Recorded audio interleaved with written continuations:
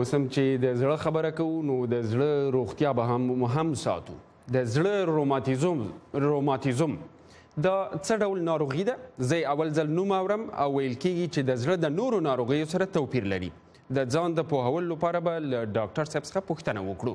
په نیویارک کې مو د جمیکا په روغتون کې د داخله ناروغیو متخصص ډاکټر صاحب میرعلي سادات رابللی دی. خپرونې ته ښه راغلاست وایو.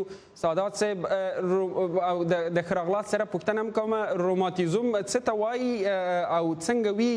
د زړه د روماتیزم نښې نښانې څه دي؟ مننه د ټول نه وړاندې تاسو او د اشنا تلویزیون محترم لیدونکو ته سلامونه وړاندې کوم.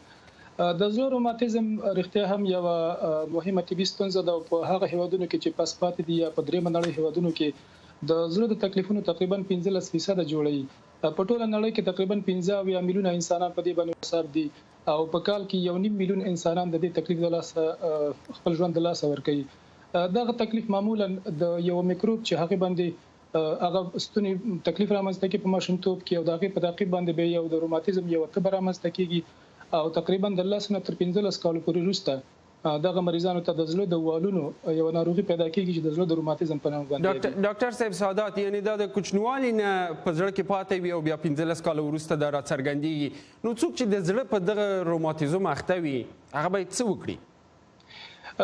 ستاسو په خبره د ماشومتوب په وخت کې چې کله ماشومان ته په متکرر شکل د ستوني تکلیف پیدا کېږي او په قراق لر باندې بیا د زړه عضلات هم په دې تکلیف باندې مصاب شي او د زړه روماتیزم رامنځته شي، په مریضانو کې چې ته اعراض او علائم راښکاره شي نو دوی باید په وخت باندې ډاکټر ته مراجعه وکړي او هغوی ته معاینات ترسره کېږي. که چېرته معلومه شي چې د زړه والونه مصاب شوي دي باید د تداوۍ هڅه وشي او که چېرته د زړه والونه په مکمل شکل نه مصاب شوي او مریضان لا تر اوسه مکمل اعراض او علائم نه لري باید دوی ته په ثانوي وقایوي ډول باندې انټي بایوټیک د اوږدې مودې لپاره ورکړل شي. ډاکټر صاحب سادات، په علایمو باندې زه پوه نه سوم او که څوک دغه سمه تداوي ونه کړي نو بیا څه پیښیږي؟ معمولا مریضانو ته کله چې اعراض را پیدا کېږي مریضانو ته نفس تنګي پیدا کېږي، د زړه یو غیر نورمال ضربان ورته پیدا کېږي، دغه مریضان کسالت لري، د ژوند روزمره کارونه نشي کولی او ډیر زر ستړي کېږي. که دغه مرض مخې ته ولاړ شي دغه د زړه غیر نورمال ضربان وینه لخته کوي او حتی په مریضانو کې د دماغي سکتو سبب کېږي. یعنی د اعراض او علایمو رنج او اندازه زیاته ده او په مختلفو مریضانو کې مختلف اعراض رامنځته کولی شي. ډاکټر صاحب، د زړه ناروغانو ته بیلابیلې د زړه ناروغۍ دي، ستاسې مشوره څه ده چې د زړه ناروغ باید د ځان سره څنګه پام وکړي؟ دا ډیره مهمه موضوع ده. کله چې یو انسان په دې تکلیف باندې مصاب شي دوی باید په مکمل او منظم ډول د یو ډاکټر د نظر لاندې وي او دوی باید خپل هغه د فالو اپ اپاینټمنټونه یا هغه د ډاکټر سره چې وخت هغه باید مکمل تعقیب کړي. هغه دواګانې چې دوی ته توصیه کېږي هغه باید منظم شکل باندې واخلي.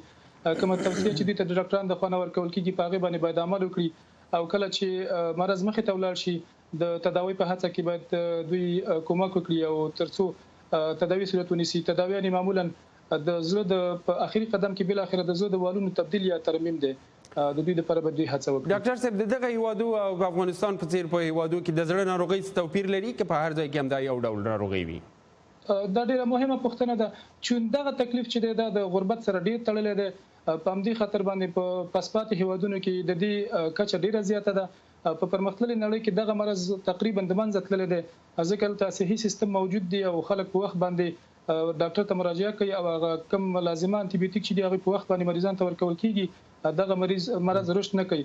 خو په غریبو هیوادونو کې چون صحي خدمات کم دي، خلک ډاکټر ته لاسرسی نه لري، صحي خدمات ته لاسرسی نه لري، نو په دې خاطر باندې په هغوی کې دغه مرض اندازه زیاته ده.